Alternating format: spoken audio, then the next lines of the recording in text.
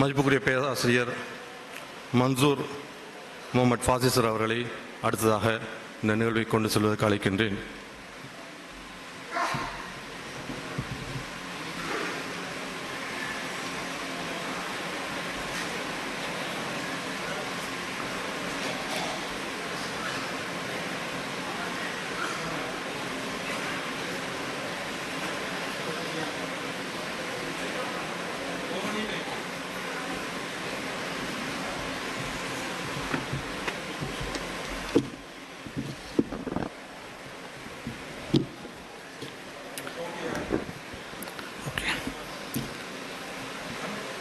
பிஸ்மில்லாஹிர் ரஹ்மானிர் ரஹீம்.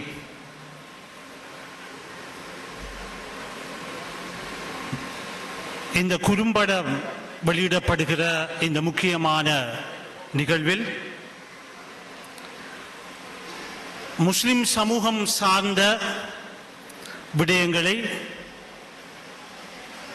கலந்துரையாடுவதற்காக நான் அழைக்கப்பட்டிருக்கிறேன். என்னுடைய தலைப்பு முஸ்லிம் சமூகம் கடந்து வந்த பாதை மற்றும் ஆவணப்படுத்தலின் தேவை குறித்த விசேட உரையாக இருக்கும். முஸ்லிம் சமூகம் கடந்து வந்த பாதை, முஸ்லிம் சமூகம் கடந்து வந்த பாதையினை ஆவணப்படுத்தலினுடைய தேவை என்பதாக இருக்கும். முஸ்லிம் சமூகம் பற்றி பேச வருகிற போது இன்று உலகளாவிய ரீதியில் இடம்பெற்றுக் கொண்டிருக்கக்கூடிய மிக மோசமான கண்டிக்கத்தக்க மனித உரிமை மீறல்கள், மனிதாபிமான சட்ட மீறல்கள் குறித்த கருத்தாடலோடு உங்களை விடயத்துக்குள்ளே அழைத்து செல்லலாம் என்று நினைக்கிறேன். அன்புக்குரிய சகோதரர்களே, சகோதரிகளே, பலஸ்தீனத்தினுடைய காசா பிரதேசத்தில்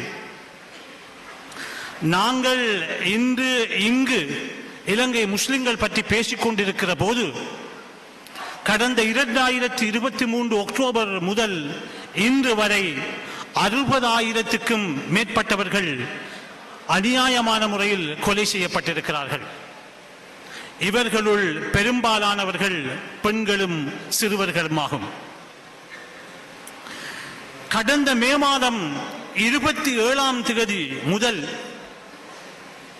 உதவிக்காக, உணவுக்காக காத்திருந்த பலஸ்தீன காசா மக்கள் 1400 பேர் ஸ்தலத்தில் வைத்து கொலை செய்யப்பட்டிருக்கிறார்கள். மொத்தமாக இந்த மோதலினுடைய, இந்த வன்முறையினுடைய விளைவாக இதுவரைக்கும் 1,11,000க்கும் மேற்பட்ட உயிர்கள் படுகாயங்களுக்கு உட்பட்டிருக்கிறது. வலது குறைந்தவர்களாக மாற்றப்பட்டிருக்கிறார்கள். அவர்கள் சிலரினுடைய உயிர்கள் இன்னும் என்றைக்கு போகும் என்று ஊசலாடி கொண்டிருக்கிற சூழ்நிலையில் இருந்து கொண்டுதான் நாங்கள் இலங்கையினுடைய மோதலை பற்றியும் இலங்கை முஸ்லிம்களுடைய இனமோதல் சம்பந்தப்பட்ட விவகாரத்தில் அவருடைய பாதிப்புகளும் அதனை ஆவணப்படுத்துதல் என்ற அடிப்படையிலான குறுந்திரைப்படம் குறித்தும் பேச வேண்டிய தேவை இருக்கிறது. இந்த குறுந்திரைப்படத்தின் முக்கியமான இயக்குனர், தயாரிப்பாளர் அன்புக்குரிய சகோதரர் பாசிர் கலீலுர் ரஹ்மான் அவர்களை அன்பாக விழித்துக் கொள்கிறேன். இந்த ஊரினுடைய கட்டுக்கோப்பை பேணி பாதுகாத்து நடாத்தி கொண்டிருக்கக்கூடிய பொது நிறுவனங்கள், அனைத்து பள்ளிவாயல்கள் சம்மேளனத்தினுடைய கௌரவ தலைவர், முன்னாள் அதிபர் அன்புக்குரிய சத்தார் சார் அவர்களே மற்றும் தேசிய சோதாக்கள் ஞாபகார்த்த நிறுவனத்தினுடைய தலைவர் அவர்களே, இந்த இரு நிறுவனங்களினுடைய நிர்வாகிகளே, காத்தான்குடி நகரத்தினுடைய பிரமுகர்களே, கல்விமான்களே, அரசியல் தலைவர்களே, சமூக ஆர்வலர்களே, ஏனைய பங்கு பற்றுனர்களே, இளைஞர்களே, இன்று நடக்கிற நிகழ்வுகளில் குறைந்த அளவான பெண்கள் பங்கு பற்றுகிற போது நிறைந்த அளவான பெண்களை காத்தாங்குடி மக்களினுடைய வளர்ச்சியும் அவருடைய நவீன கலாச்சார தன்மையினுடைய இஸ்லாமிய அடிப்படையில் அமைந்த உணர்வு கொண்ட பெண்களினுடைய வருகையும் எனக்கு மன திருப்தியை அளிக்கிறது. அப்படியாக எங்களோடு இணைந்திருக்கிற அன்புக்குரிய பெண்களே, நான் இங்கு பேச வேண்டும் என்பதற்காக என்னை பிரேகரித்த மிக முக்கியமான நண்பராகிய எங்களுடைய ஐசிஎஸ்டி கேம்பஸினுடைய ரெஜிஸ்ட்ரார் PTA ஹசன் அவர்களே, என்னுடைய பல்கலைக்கழக நண்பர் கலாநிதி CMM மன்சூர் அவர்களே, இந்த அன்பான மாலை பொழுதினில் எங்கள் அனைவரின் மீதும் அல்லாஹுடைய அருட்கடாட்சம் உண்டாவதாக என்ற பிரார்த்தனையோடு நான் உங்களை எனக்கு தரப்பட்ட பொறுப்புக்குள்ளே அழைத்து செல்லலாம் என்று நினைக்கிறேன். இங்கு நடாத்தப்படுகிற இந்த நிகழ்வு சமூக நல்லிணக்கத்தை வெளிப்படுத்த வேண்டும். ஒரு சமூகத்தை பற்றி பிழையாக சொல்லப்படுகிற விடயமாக இது இருக்க மாட்டாது. நான் இங்கு அழைக்கப்பட்ட போது ஏன் நான் காத்தாங்குடி மக்களுக்கு முன்னிலையில் முஸ்லிம் சமூகத்தினுடைய பிரச்சினைகள் இனப்பிணக்கில் அவர்களுடைய வகிபாகம் என்பது குறித்து பேசுவதற்கு ஒத்துக்கொண்டேன் என்றால், மாறி வருகிற உலகத்திலே மிக முக்கியத்துவம் வாய்ந்த அடிப்படையில் ஈழத்தினுடைய இலங்கையினுடைய கிழக்கிலங்கையில் காத்தாங்குடி நகரமானது முக்கியத்துவம் வாய்ந்ததாக பார்க்கப்படுகிறது என்பதனால் நான் இதனை ஏற்றுக்கொண்டேன். அந்த அடிப்படையில் ரிஸ்வின் என்று சொல்லுகிற சமூக செயற்பாட்டாளர் என்னை இங்கு கொண்டு வந்து நிறுத்தி இருக்கிறார். நான் சொல்ல வருகிற விடயம் என்னவென்றால், காத்தாங்குடி என்பது முன்பொரு காலத்தில் எழுந்து நின்ற ஒரு கிராமமாக இருந்த போது அதில் ஏற்பட வந்த பல்பரிமாண மாற்றங்களும் விருத்திகளும் அடையப்பட வந்தபோது அந்த கிராமம் சீரழிக்கப்பட்டது, சின்ன பின்னமாக்கப்பட்டது. அதனுடைய பொருளாதாரமும் பெருமதி வாய்ந்த உயிர்களும் அப்படியே அழிக்கப்பட்டன. ஒரு சமூகம் மீளெழுகிற தன்மை என்பது சமூக வரலாற்றில், உலக வரலாற்றில் ரினேசான்ஸ் என்று சொல்லுகிற மறுமலர்ச்சி என்பது மிக முக்கியத்துவம் வாய்ந்ததாகும். அந்த மறுமலர்ச்சிக்கு உட்பட்டிருக்கிற ஒரு நகரத்திற்கு வந்து இந்த கருத்துக்களை சொல்ல வேண்டும் என்பதற்காக நான் ஏற்றுக்கொண்டேன். இரண்டாவது விடயம், இஸ்லாமிய அடிப்படையான அம்சங்களை பின்பற்றுகிற ஒரு சமூகம் ஒரு சம்மேளனத்தினுடைய கட்டுப்பாட்டில் இருந்து கொண்டு ஊரின் கட்டுப்பாட்டை இன்று வரை பேணி நிற்கிற ஒரு சமூகம். முஸ்லிம் சமூகத்தினுடைய பொருளாதார நடைமுறையான சகாத் நிதியத்தினை கொண்டு நடாத்துகிற இலங்கையின் கிழக்கு மாகாணத்திற்கும் இலங்கை தேசத்திற்கும் சர்வதேசத்திற்கும் முக்கியமான செய்திகளை சொல்லுகிற ஒரு நகரத்திற்கு நான் அழைக்கப்பட்டதனால் இங்கு நான் வருகை தந்திருக்கிறேன். பொருளாதாரத்தை பற்றியும் தொழில்நுட்ப மயமாக்கத்தை பற்றியும் பேச வருகிற போது இந்த கிழக்கு மாகாணத்தின் மொத்த தேசிய உற்பத்தியில் முக்கிய பங்களிப்பு செய்கிற ஒரு பொருளாதார நகரம் என்பதனால் நாங்கள் இங்கு ஒன்று கூடியிருக்கிறோம்.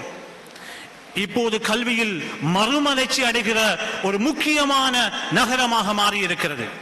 இலங்கை முஸ்லிம் சமூகத்தினுடைய கல்வி பாரம்பரியத்திலும் கல்வி கலாச்சாரத்திலும் காத்திரமான பங்களிப்பை இந்த வர்த்தக சமூகம் ஏற்படுத்தி இருக்கிறது.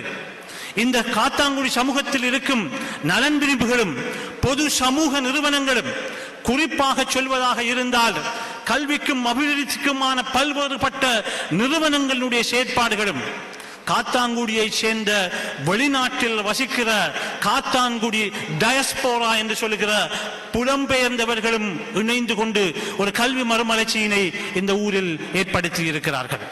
அதனுடைய விளைவை கடந்த ஆண்டு ஏஎல் பரீட்சை பெறுபவர்களின் படியும் இந்த ஆண்டினுடைய ஓஎல் பரீட்சை பெறுபவர்கள் 70க்கும் மேற்பட்டவர்களை 9A எடுக்க வைத்திருக்கிற குறித்த ஒரு பெண்கள் பாடசாலையில் 40க்கும் மேற்பட்டவர்கள் அல்லது 30க்கும் மேற்பட்டவர்கள் 9Aகளை பெற்றிருக்க கூடிய கல்வி மறுமலர்ச்சியை கொண்டு நடாத்துகிற ஒரு நகரத்துக்கு நாங்கள் வருகை தருவதனால் தான் இன்று நான் பேசுவதற்கு ஏற்றுக்கொண்டேன்.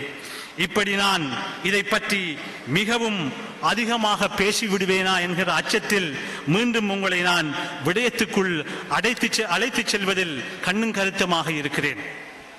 இலங்கை தேசமானது சுதந்திரத்தை 1948களில் அடைந்து கொள்ளுகிற போது இலங்கையிலே பல்லின சமூக கலாச்சார மொழி ரீதியான வேறுபாடுகளை கொண்ட மக்கள் இன்று நாங்கள் வாழ்வது போன்று வாழ்ந்தோம். அன்று உருவாக வந்த ஒற்றையாட்சி யூனிட்டரி ஸ்டேட் என்று சொல்லுகிற அந்த அரசானது சிங்கள மக்களை உள்வாங்கிக் கொண்ட ஒரு அரசாக உருவாக வந்த போது அந்த அரசினுடைய கொள்கைகளும் செயற்பாடுகளும் சட்ட திட்டங்களும் சிறுபான்மை மக்களை வெளித்தள்ளியது. குறிப்பாக தமிழர்களையும் முஸ்லிம்களையும் அரச முறைமை ஸ்டேட் சிஸ்டம் என்று சொல்லுவார்கள் அந்த முறைமையிலிருந்து வெளித்தள்ளிய போது தமிழ் மக்களானவர்கள் தங்களுடைய சமூகத்தினுடைய எதிர்கால இருப்பு குறித்த மெதுவான சாத்வீக போராட்டத்தை ஆரம்பித்தார்கள். அந்த சாத்வீக போராட்டமானது குறிப்பாக தனிநாட்டு போராட்டம் என்கிற வரைக்கும் அது வளர்ந்து சென்ற ஒன்றாக காணப்பட வருகிறது. அந்த நிகழ்வுகளின் போது கொண்டு வரப்பட்ட பிரிவென்ஷன் ஆஃப் டெரரிசம் ஆக்ட், பொதுமக்கள் பாதுகாப்பு சட்டம், பயங்கரவாதத்தை தடுப்பதற்கான அல்லது தடை செய்வதற்கான சட்டம் போன்றவற்றின் ஊடாக அந்த மக்கள் கடுமையாக அடக்குமுறைக்கு உட்படுத்தப்பட்ட போது அந்த மக்கள் மத்தியில் இருந்து உருவாக வந்த ஆயுத குழுக்களானவை அந்த குழுக்கள் பிரபல்யம் அடைந்தன. முஸ்லிம் மக்களை பொறுத்த வரைக்கும் அவர்கள் சிங்கள பெரும்பான்மை சகோதரனுடைய அரசாங்க செயற்பாடுகளின் கொள்கைகளின் ஊடாக தமிழ் மக்களுக்கு சமாந்தரமாக பாதிக்கப்பட்டாலும் முஸ்லிம் தேசியம் என்பது தமிழ் தேசியத்துக்குள்ளே ஆரம்ப கட்டத்தில் ஒன்றிணைந்த செயற்பாடாக காணப்பட வந்தது. தமிழ் தேசத்தினுடைய உருவாக்க தலைவர்கள் முஸ்லிம் சமூகத்தையும் ஒன்றிணைத்துக் கொண்ட விடுதலை பற்றியும் உரிமைகளை பற்றியும் பேசிக் கொண்டிருந்த காலமாக இருந்தது. ஆனால் தமிழ் இயக்கங்கள், அமைப்புகள், ஆயுத குழுக்களினுடைய உருவாக்கமானது தமிழ் மக்களுடைய போராட்டத்தினுடைய முனைப்பு அது நாட்கள் செல்ல செல்ல 80கள் காலகட்டத்திலே அது தமிழ் மயப்பட்டதாகவும் தமிழ் பேசுகிற முஸ்லிம்களை அந்த தமிழ் ஈழ கோரிக்கை கனவிலே இருந்து வெளித்தள்ளுகிற செயல்முறையினை கொண்டிருந்ததாகவும் தான் நாங்கள் பார்க்கக்கூடியதாக இருந்தது. தமிழ் ஈழ அமைப்புகள் முஸ்லிம்களை சந்தேக கண் கொண்டு பார்த்தார்கள். தமது போராட்டத்தில் முஸ்லிம்கள் தடைக்கற்களாக இருக்கிறார்கள் என்று பார்த்தார்கள். தமது சமூகத்தினுடைய நிலத்தை இந்த முஸ்லிம்கள் அபகரிக்கிறார்களா என்ற சந்தேகத்தோடு பார்த்தார்கள். எனவே ஈழம் தமக்கானது. வடக்கிலும் கிழக்கிலும் வாழ்ந்து வந்த முஸ்லிம்கள் இதனூடாக பாதிப்புக்குட்படுத்தப்படுகிற நிலைமையானது மிகவும் எழுச்சிப்பட ஆரம்பிக்கின்றது. முஸ்லிம்கள் இருதலை கொள்ளி எறும்புகளை போன்று ஆக்கப்பட்டார்கள். ஒருபுறம் சிங்கள தேசியவாத அரசினுடைய நெருக்குவாரம், மறுபுறம் தமிழ் தேசத்தினுடைய போராட்ட குழுக்களினுடைய நெருக்குவாரத்துக்கு உட்பட்ட இருதலை கொள்ளி எறும்பு போன்ற மிக துன்பகரமான சூழ்நிலைகளுக்குள்ளே முஸ்லிம்கள் அகப்படுகிற விடயம் இங்கு இடம்பெற வருகிறது. சிங்கள பேரினவாத சகோதரர்களுடைய அரசாங்கத்தினுடைய செயற்பாட்டினால் இடம்பெற வந்த கல்லோயா போன்ற குடியேற்ற திட்டங்கள், காணி அபகரிப்புகள், அபிவிருத்தி செயற்பாடுகள் போன்றவற்றில் முஸ்லிம்கள் கணிசமாக மிக கடுமையாக பாரபட்சத்துக்கு உட்படுத்தப்படுகிறார்கள். அவர்களுக்கு பாரபட்சம் இடம்பெற வருகிறது. அதே வேளையில் தமிழ் தீவிரவாத அமைப்புகளின் செயற்பாடுகளின் ஊடாக நாங்கள் பார்க்க வேண்டிய பல பாதிப்புகள் இருக்கிறது. அரசினுடைய செயற்பாட்டில் கல்லோயா குடியேற்ற திட்டத்தின் போது அம்பாறை என்கிற ஒரு மாவட்டம் இருக்கவில்லை. அது மட்டக்களப்பின் ஒரு பகுதி. மட்டக்களப்பினுடைய முஸ்லிம்களுடைய காணிகள் சீனி ஃபேக்டரியினுடைய கரும்பு செய்கைக்காக காவு கொள்ளப்படுகிறது. முஸ்லிம்களுடைய காணிகள் அபகரிக்கப்படுகிறது என்கிற மிக நீண்ட ஒரு உரையினுடைய சுருக்கமாக அவற்றை நான் சொல்லிக்கொள்ள விரும்புகிறேன். தொடர்ச்சியாக முஸ்லிம்களுடைய காணிகள் அவருடைய கோயில் நிலங்களுக்காக, உதாரணமாக தீகவாப்பி போன்ற நிலங்களுக்காக எடுக்கப்படுகிறது. 1962 தொடர்ந்து அம்பாறை மாவட்டம் என்கிற புதிய மாவட்டம் மட்டக்களப்பு மாவட்டத்தில் இருந்து உருவாக்கப்படுகிற முஸ்லிம் சமூகம் சிறுபான்மையாக்கப்படுகிற ஒரு சூழ்நிலை அங்கு உருவாக்கப்படுகிற விடயத்தை நாங்கள் காணக்கூடியதாக இருக்கிறது. இதற்கு சமாந்தரமாக இது தவிர்ந்த திருகோணமலை மாவட்டத்தின் கந்தளாயிலும் இதே விடயங்கள் இடம்பெற வருகிறது. லோக்கல் கவர்மெண்டினுடைய நிலத்தினுடைய அதிகாரம் போன்றவை எல்லாம், காணி அபகரிப்பு எல்லாம் முஸ்லிம்களுக்கு எதிராக தொடர்ச்சியாக எல்லா இடங்களிலும் நடந்தேறிக் கொண்டிருந்த ஒரு விடயம் இந்த அரசினால் ஏற்படுத்தப்பட வருகிறது. இந்த சூழ்நிலையில் தான் நாங்கள் பேச வேண்டிய விடயம் இருக்கிறது. சர்வதேச மனித உரிமைகள் சட்டம் என்பது இங்கிருக்கிற மனித உரிமைகள் ஆணைக்குழுவின் கல்முனை பிராந்திய பணிமனையினுடைய இணைப்பாளருக்கு மிகச் சிறப்பாக தெரிந்த விடயம். சர்வதேச சட்டத்தின் ஒரு பகுதி சர்வதேச மனித உரிமைகள். வாழ்வதற்கான உரிமை, பொருளாதாரத்தை பெருக்கிக் கொள்வதற்கான உரிமை, அவனுடைய சமூக கலாச்சார விடயங்களை பேணிக் கொள்வதற்கான உரிமை இருக்கிற முஸ்லிம் சமூகத்தின் உரிமைகள் கேள்விக்குறியாக்கப்பட்டன. இன்றைய நவீன காலகட்டத்தில் கொண்டு வரப்பட்டிருக்கிற ஹியூமன் செக்யூரிட்டி என்று சொல்லுவார்கள், மனித பாதுகாப்பு, freedom from fear, freedom from போன்ஸ் என்று சொல்லுவார்கள். பீதியிலும் பயத்திலும் இருந்து சமூகம் விடுதலை பெற வேண்டும். தேவையில் இருந்து, உண்ணுவதற்கான தேவையில் இருந்து சமூகம் விடுதலை பெற வேண்டும் என்பது சர்வதேச சட்டங்களின் பிரமாணங்கள் என்று புதிதாக சொல்லுகிற விடயம். இந்த அனைத்து சட்ட விதிகளும் முஸ்லிம்களுக்கு மறுக்கப்பட்டிருக்கிறதா என்கிற கேள்வியை எங்களுக்கு எழுப்பி இருக்கிறது.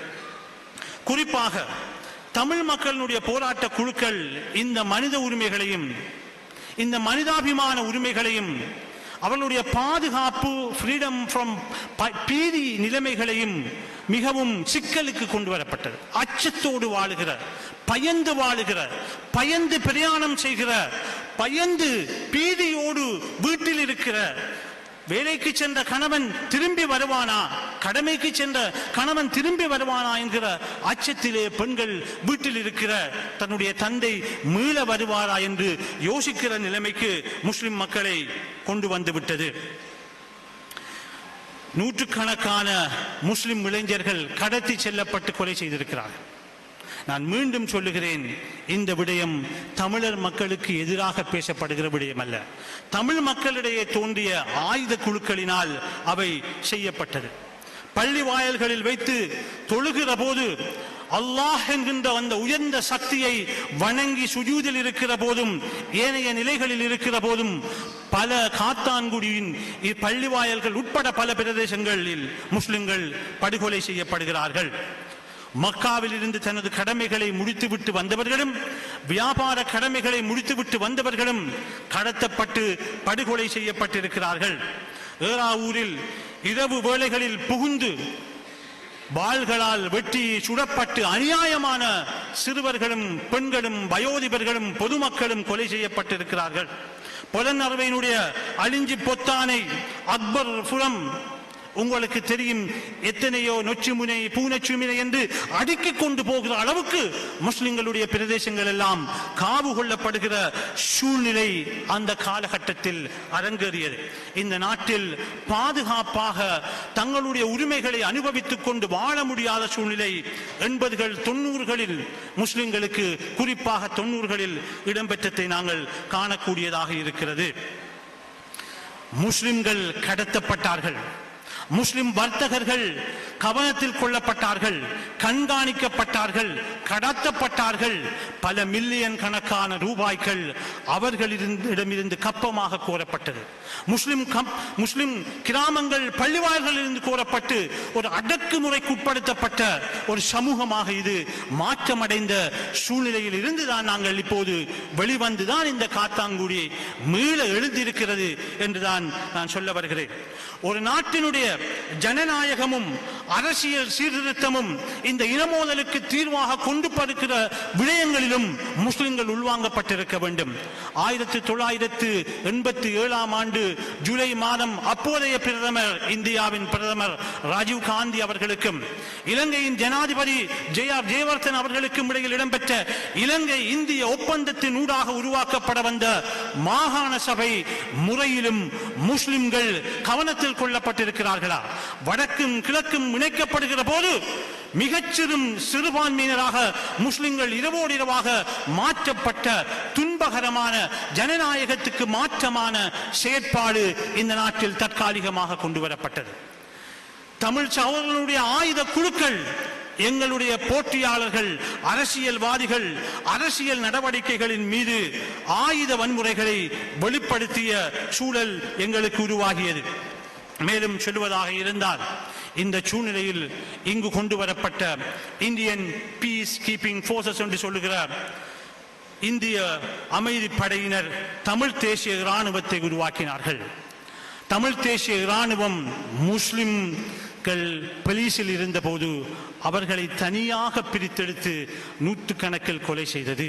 குறிப்பாக காரதீவில் இடம்பெற்ற சம்பவத்தை ஞாபகப்படுத்துகிறேன்.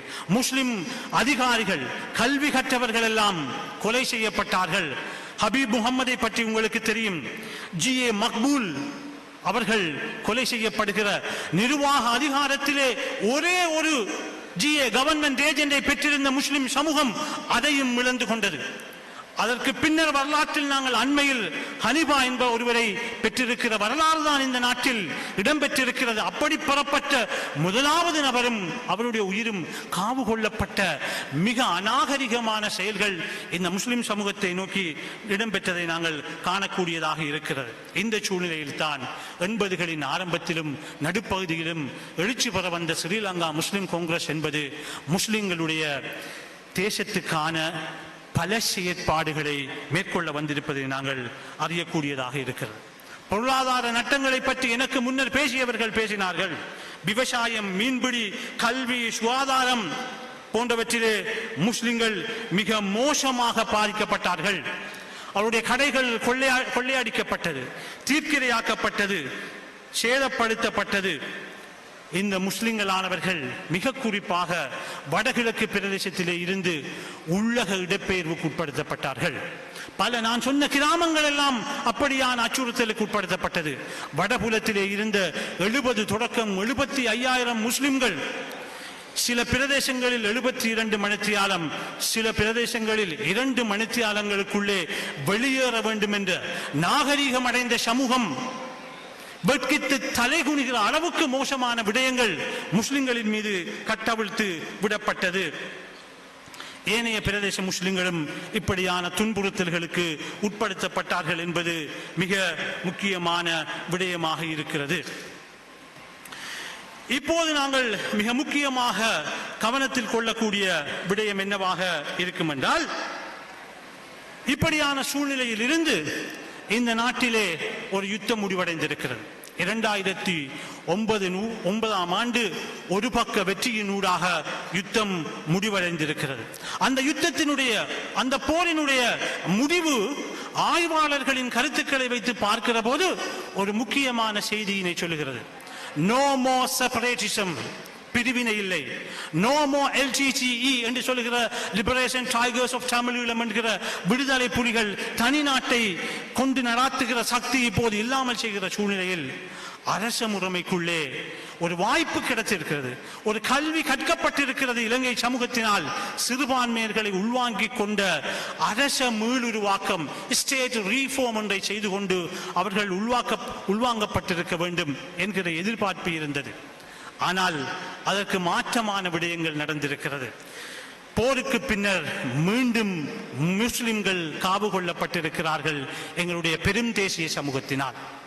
உங்களுக்கு தெரியும், எங்களுடைய தர்ஹா நகரை பற்றி தெரியும், ஜிந்தோட்டையை பற்றி தெரியும், திகனையை பற்றி தெரியும், பட்டாபேத்தி என்று சொல்லுகிற அந்த பில்ஸ் என்று சொல்லுகிற அந்த மாத்திரையும், அம்பாறையினுடைய கொத்து ரொட்டியை பற்றி தெரியும்.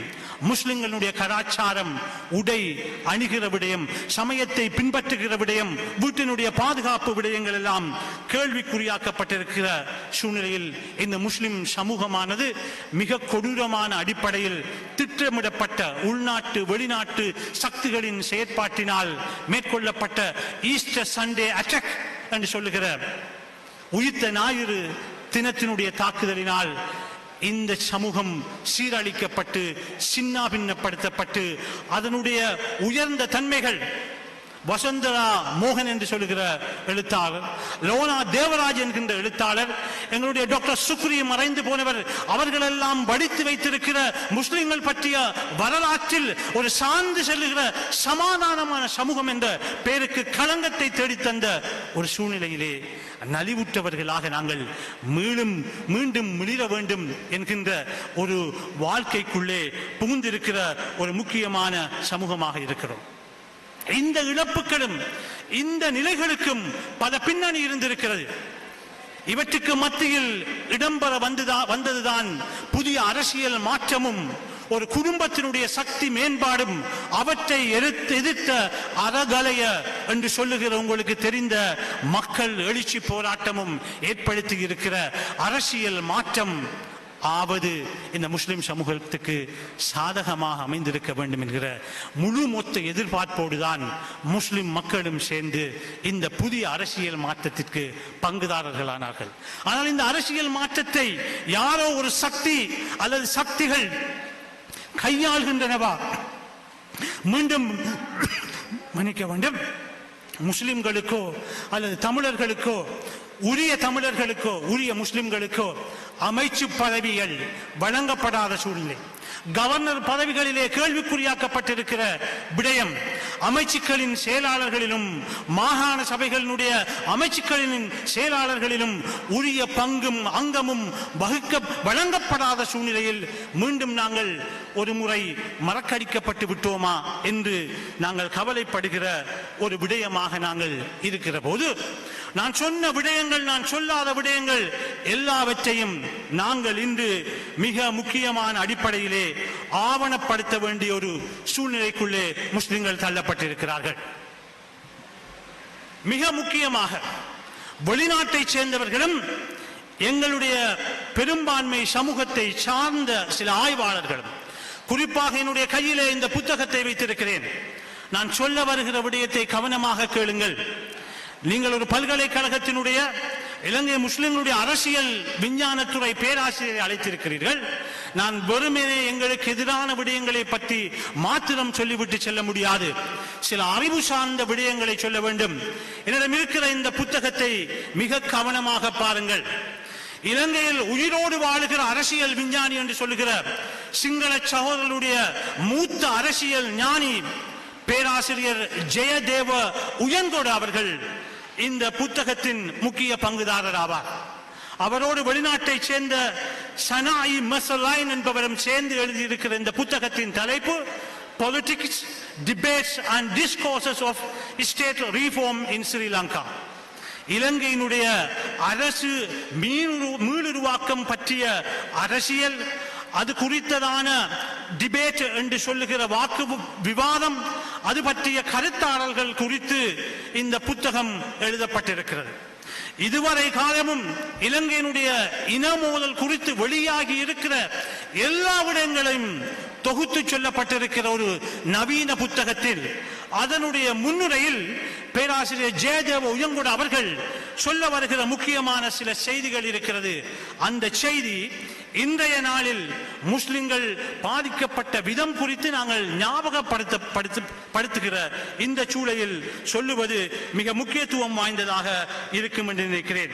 இந்த புத்தகத்தினுடைய முக்கியமான பக்கத்திலே அறிமுகத்திலே எக்ஸ்பான்ஷன் ஆஃப் த டிபேட் என்கிற தலைப்பிலே இந்த விவாதங்களை எப்படி விரிவாக்கம் அடைந்திருக்கிறது, இலங்கையினுடைய இனமோதல் விவகாரம் எப்படி கல்வியல் ரீதியாக விரிவாக்கம் அடைந்திருக்கிறது என்ற தலைப்பிலே ஜெயதேவ உயங்கட் அவர்கள் எழுதுகிற போது மிக தெளிவாக சொல்லுகிறார். The SLMC saw the merger of the, அதாவது SLMC-னுடைய வருகைக்கு பின்னர் முஸ்லிம்களுடைய விடயங்கள் பரிமாற்றத்துக்கு உட்படுத்தப்பட்டிருக்கிறது. முஸ்லிம்களும் முஸ்லிம்கள் பற்றிய வேறு சமூக உள்நாட்டு வெளிநாட்டு எழுத்தாளர்களுடைய நடுநிலைத்தன்மையான போக்கை பார்க்கிற போது நடைமுறையில் இருக்கிற ஆய்விலே சொல்லப்படுகிற முக்கியமான புதிய பரிமாணங்கள் தோற்றம் பெற்றிருக்கிறது.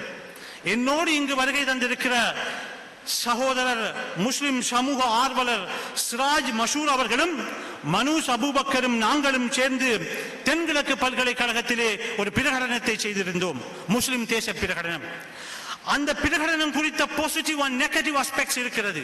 அதை பற்றி நேர்த்தன்மை வாய்ந்த மறைத்தன்மை வாய்ந்த விடயங்கள் இருக்கிறது. ஆனால் அந்த விடயங்களை ஒத்த வகையிலே அன்றைய சிறுவர்களாக நாங்கள் பல்கலைக்கழகத்திலே மிக இளம் வயதில் கற்பிக்கிற போது இந்த சிராஜ் மசூரின் தலைமையில் செய்த அந்த நிகழ்வினை வயது முதிர்ந்து எமிரேட்டியஸ் ப்ரொஃபசர் ஜெயதேவ உயங்கொட மிக தெளிவாக சொல்லுகிறார்.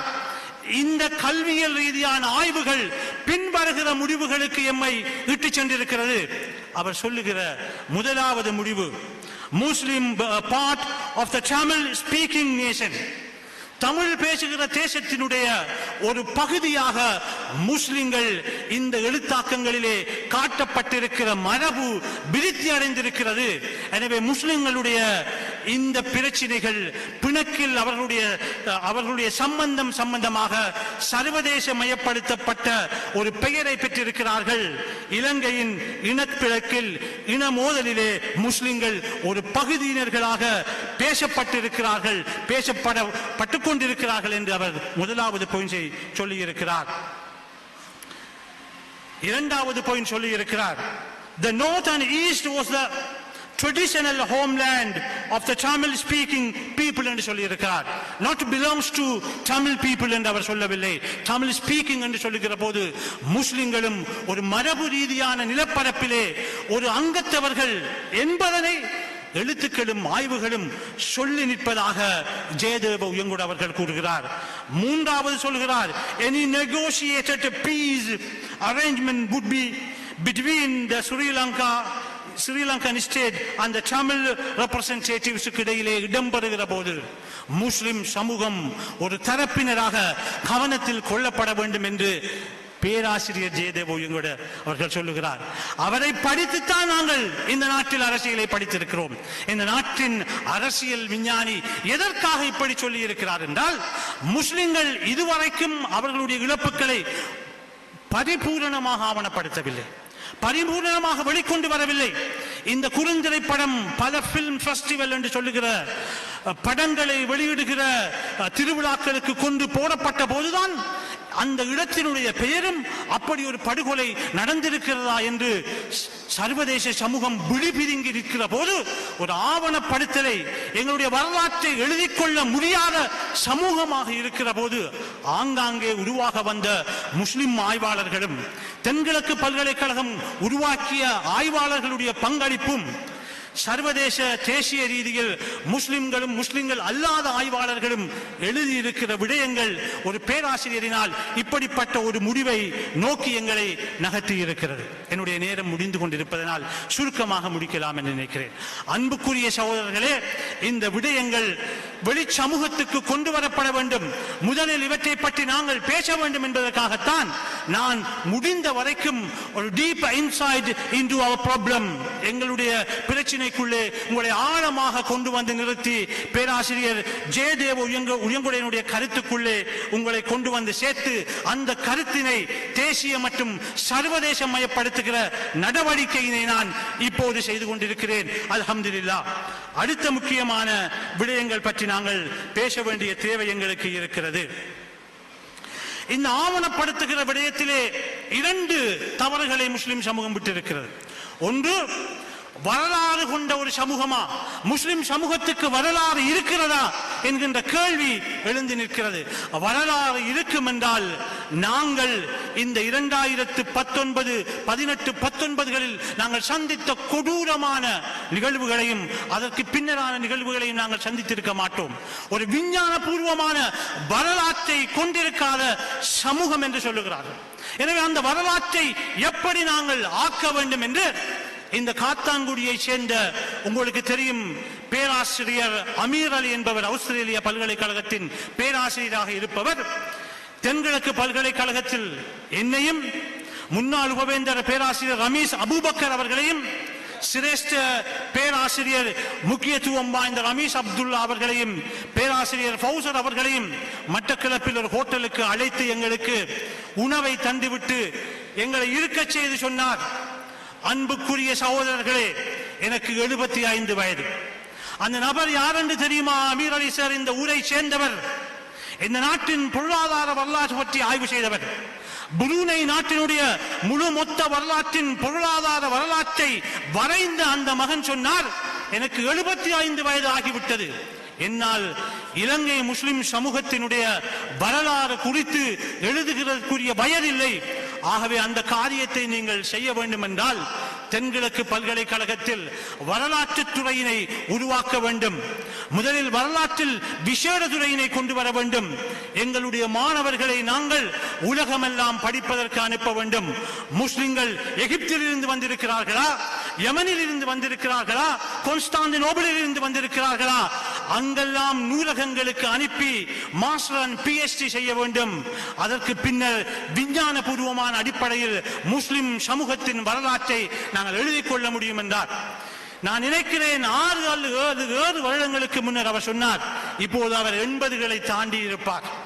நாங்கள் இரவு பகலாக செய்த முயற்சியின் அடிப்படையில் 2 வருடங்களுக்கு முன்னர் அல்ஹம்துலில்லாஹ் இலங்கையினுடைய பல்கலைக்கழக மானியங்கள் ஆணைக்குழு தென்கிழக்கு பல்கலைக்கழகத்தில் வரலாற்று துறையில் விசேட துறையினை நிறுவி விசேட பட்டத்தை மாணவர்களுக்கு வழங்குவதற்கான அனுமதியினை பெற்றுக் கொண்டது. அல்ஹம்துலில்லாஹ் இப்போது அந்த மாணவர்கள் 3வது வருடத்தில் பயின்று கொண்டிருக்கிறார்கள். பேராசிரியர் அமீர் அலி அவர்கள் சொன்னார், ஒரு காலம் வரும், அந்த காலம் எல்லாவற்றையும் நிர்ணயிக்கும் காலம் அல்லாஹுவாகவே இருக்கிறேன் என்று அல்லாஹ் சொல்லுகிறான். எனவே அந்த மாணவர்கள் இந்த வரலாற்று ஆய்வினை செய்வார்கள். பலர் இதற்கு பங்களிப்பு செய்திருக்கிறார்கள். என்னுடைய அன்பு சகோதரர் சிராஜ் மஷூர் அவர்களும் இந்த ஆவண வரலாற்று பார்வைக்கு முக்கிய பங்களிப்பை செய்து கொண்டிருக்கிறார். நான் முன்ன சொன்ன பெயர்களோடு ஒப்பிடுகிற போது அனீஸ் என்கிற சார் அவர்கள் உட்பட பலரும் இதற்கு பங்களிப்பு செய்திருக்கிறார்கள். காத்தாங்குடியின் வரலாறு, ஏறாவூரின் வரலாறு, கல்குடாவின் வரலாறு, மருதமுனையின் வரலாறு, சம்மாந்துறையின் வரலாறு, நிந்தவூரின் வரலாறு என்று மாத்திரம் எழுதினால் போதாது, அந்த வரலாறு விஞ்ஞான பூர்வமாக எழுதப்பட வேண்டும். அடுத்த விடயம் இனத்துவ பிணக்கில் இன்றைய நிலை குறித்து நாங்கள் ஒரு களத்தில் நின்று கொண்டு ஆய்வு செய்து உண்மை நிலைமைகளை வெளிக்கொண்டு வர வேண்டும். அப்படி உண்மை நிலைகளை வெளிக்கொண்டு வருகிற விடயத்தில் மிக முக்கியமாக நாங்கள் கவனத்தில் கொள்ள வேண்டிய பல வகையான ஆவணப்படுத்தல்கள் இருக்கிறது. ஆய்வு எழுத முடியும், அதை வெளியிட முடியும். ஜேர்னல்களில் நாங்கள் இப்போது வெளியிட்டுக் கொண்டிருக்கிறோம், புத்தகங்களில் நாங்கள் எழுதி கொண்டிருக்கிறோம். அது விரிவாக்கப்படுகிற போது உலகளாவிய ரீதியில் இன்று ஒரு புதிய பரிமாற்றம் இடம்பெறுகிறது. பிலிமின் ஊடாக, படங்களின் ஊடாக ஆவணமயப்படுத்துகிற விடயம். என்னுடைய இறுதி விடயத்துக்குள்ளே நான் உங்களை கொண்டு வந்து விட்டேன். பட ரீதியாக காட்சிப்படுத்தலின் ஊடாக ஆவணமயப்படுத்துகிற முக்கியமான விடயம் ஒன்று இன்று உலக மட்டத்திலே பிரபல்யம் அடைந்து வருகிறது. குறிப்பாக குறுந்திரைப்படம் என்பதன் ஊடாக ஒரு சமூகத்தினுடைய அந்த குறுந்திரைப்படத்தை பற்றி எழுதுகிறார்கள். நான் இன்டர்நெட்டில் வாசிக்கிற போது குறிப்பிட்ட நோக்கத்தை அல்லது நோக்கங்களை கொண்டு உருவாக்கப்படுகிற குறுந்திரைப்படங்கள் மக்களுடைய மனதிலும் தங்களுடைய பிரச்சனைகளை சமூகமயப்படுத்தி தேசிய சர்வதேசமயப்படுத்துவதிலும் முக்கிய பங்களிப்பை செய்வதுதான் இந்த குறுந்திரைப்படம் என்று வரைவிலக்கணப்படுத்துகிறார்கள். அதை அந்த அளவோடு நான் நிறுத்திக் கொண்டவனாக அதை பற்றி நான் வெளிப்படையாக சொல்ல வருகிற விடயம் என்னவென்றால், அப்படிப்பட்ட பட ஆக்கங்கள் இன்று உலகத்தில் அதிகரித்து வருகிற அந்த பின்னணியில் நின்று கொண்டுதான் எங்களுடைய சகோதரர் அவர்களும் இந்த குறும்படத்தினை ஆக்க முனைந்திருக்கிறார்கள்.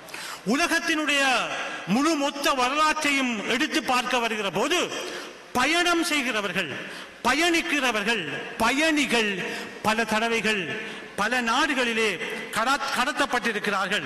குறிப்பாக சார்ல்ஸ் சப்ராஜ் என்று சொல்லுகிற த சர்பெண்ட் என்று சொல்லுகிற ஒரு மிக முக்கியமான நபரினுடைய தலைமையிலே ஏசியன் கண்ட்ரீஸை ஊடறுத்து 70-80களிலே பெண்கள் கடத்தப்பட்ட செயற்பாடு, பயணித்த பெண்கள் கடத்தப்பட்ட செயற்பாடு வரலாற்றில் முக்கிய விடயத்தை பெறுகிறது. ஹெய்ட்டியிலே பயணிகள் கடத்தப்பட்டு கொலை செய்யப்பட்ட வரலாறு மிக முக்கியத்துவத்தினை பெறவரக்கூடியதாக இருக்கிறது. பேருவில் என்று சொல்லுகிற நாட்டில் அப்படி இடம்பெற்றிருக்கிறது. மொரோக்கோவினுடைய டூரிஸ்டுகள், பிரயாணிகள், பயணிகள் அப்படி கடத்தப்பட்டு கொலை செய்யப்பட்டிருக்கிறார்கள். ரோமில் இடம்பெற்றிருக்கிறது. உங்களுக்கு தெரியும், ஜமால் கசோகி என்று சொல்லுகிற சவுதியினுடைய ஜேர்னலிஸ்ட் ஒரு குறித்த நாட்டிலே கொலை செய்யப்பட்ட விவகாரம். பயணத்தின் போதுதான் அவர் அந்த டர்க்கி என்கிற நாட்டில் வைத்து கொலை செய்யப்பட்டிருக்கிறார். இன்றைய சூழ்நிலையில் 2018 ஆதாரங்களின் அடிப்படையிலே 6 பயணிகள் தாய்லாந்தில் கொலை செய்யப்பட்டிருக்கிறார்கள். பெலூஜெட் பிளைட்டை கடத்தப்பட்டு பிளைட் ஹைஜாக் பண்ணப்பட்டு 592 பயணிகள் ஹைஜாக்கின் ஊடாக கொலை செய்யப்பட்டிருக்கிறார்கள் என்று நான் பேசிக்கொண்டே போவேன்.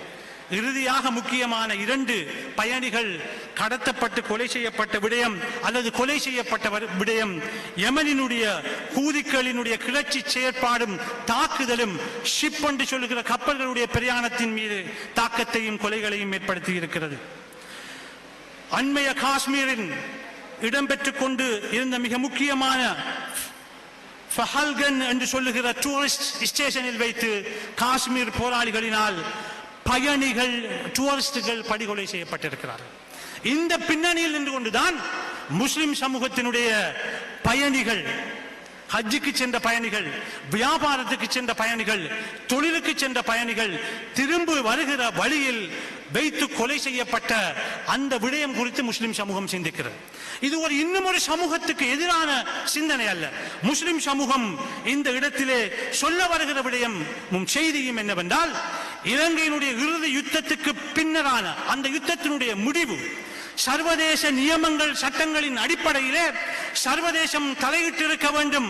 அந்த காணாமல் போன என்று சொல்லுகிற 40,000 மக்களை பற்றிய விடயத்திலே அதை சர்வதேசம் தவறவிட்டிருக்கிற சூழ்நிலையில் அது பாதுகாப்பு சபைக்கு எடுக்கப்படாமல் நேரடியாகவே ஐக்கிய நாடுகள் தாபனத்தினுடைய மனித உரிமைகள் ஆணையத்தில் இன்று பல சுற்று பீரியோடிக்கல் ரிவ்யூவில் இலங்கைக்கு எதிரான தீர்மானம், ஆதரவான தீர்மானங்கள், எதிர்வான தீர்மானங்கள், காலம் கொடுக்கப்படுகிற விடயங்கள் சர்வதேச மனித உரிமைகள் ஆர்வலர் நிறுவனங்கள் கவனத்தில் கொள்கிற போது இந்த இனமோதலினால் பாதிக்கப்பட்டிருக்கிற இலங்கையினுடைய முஸ்லிம்கள் வெகுவாக பாதிக்கப்பட்டிருக்கிறார்கள் என்கிற விடயத்தில் 2 அம்சங்களை கொண்டதுதான் இந்த குறுந்தொடர் படத்தினுடைய நோக்கமாக இருக்கின்றது.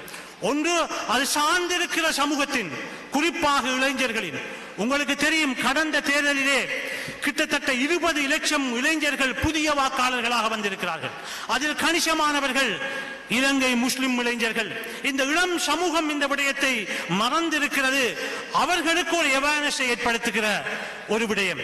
2வது விடயம், சர்வதேச சூழ்நிலையில் இலங்கையினுடைய இனமோதல் குறித்த கருத்தாடல், மனித உரிமை மீறல்கள், மனித பாதுகாப்பு, தேசிய பாதுகாப்பு குறித்த விடயங்கள் கவனத்தில் கொள்ளப்படுகிற போது பாதிக்கப்பட்டிருக்கிற எல்லா சமூகத்தின் விடயங்களும் கவனத்தில் கொள்ளப்பட வேண்டும். எனவேதான் இந்த குறுந்திரைப்படம் ஒரு சமூகத்தை பற்றி பிழையான விவாதங்களை சொல்வதல்ல. தமிழ் சமூகத்தோடு முஸ்லிம் சமூகம் ஒன்றித்து வாழ்ந்திருக்கிறது, இன்று வாழ்ந்து கொண்டிருக்கிறோம். முஸ்லிம் சமூகத்தின் கல்வி வளர்ச்சியில் தமிழ் சமூகத்துக்கு பெரும் பங்கு இருக்கிறது. முஸ்லிம் சமூகத்தின் கலாச்சாரத்துக்குள்ளே தமிழ் சமூகத்தின் கலாச்சாரம் ஊடுருவி இருக்கிறது. நாங்கள் தீப்பள்ளயத்துக்கு செல்பவர்கள், அவர்கள் எங்களுடைய கொடியேற்றத்துக்கு வருபவர்கள். நாங்கள் அவர்களுடைய பெருநாளைக்கு வீடுகளுக்கு செல்கிறவர்கள், அவர்கள் எங்களுடைய பெருநாளைக்கு வீட்டுக்கு வருகிறவர்கள். அவர்களுடைய பூப்பு நீராட்டு விழாவில் செய்கிற விடயங்களை எல்லாம் இவ்வளவு காலமும் எங்களுடைய வீட்டுக்குள்ளே செய்திருக்கிறோம். அவர்களின் திருமணத்தில் ஆராத்தி எடுத்தல், பால் பழம் கொடுத்தல், அதில் இருக்கிற விடயங்களை எல்லாம் நாங்களும் இன்று வரை பின்பற்றி இருக்கிறோம். நாங்கள் ஒன்றாகத்தான் வாழ்ந்தோம், ஒன்றாகத்தான் பயணித்தோம், ஒன்றாகத்தான் படித்தோம். ஆனால் இந்த சச்சரவுகள் வந்து முஸ்லிம் சமூகமும் குறிப்பிட்ட இயக்கங்களினால் பாதிப்புக்குட்படுத்தப்பட்டிருக்கிறது என்கிற செய்தியை நாங்கள் வெளியில் கொண்டு வர வேண்டும் என்பதற்காகத்தான் இந்த அளவுக்கு இந்த பிலிம் முக்கியமான அந்த குறித்த உலகத்தினுடைய செயற்பாட்டை வெளிக்கொண்டு வந்திருக்கிறது. எனவே சர்வதேச சட்ட நியமங்கள், உள்நாட்டு சட்ட நியமங்கள் போன்றவை கவனத்தில் கொள்ளப்பட்டு முஸ்லிம்களும் இந்த மோதலினுடைய, இலங்கையினுடைய இன மோதலினுடைய பங்குதாரர்கள் என்கிற விடயம் கவனத்தில் கொள்ளப்பட வேண்டும் என்பதற்கான இன்றைய நாங்கள் வழக்கமாக கொண்டாடுகிற ஒரு நாளிலே நாகரிகமான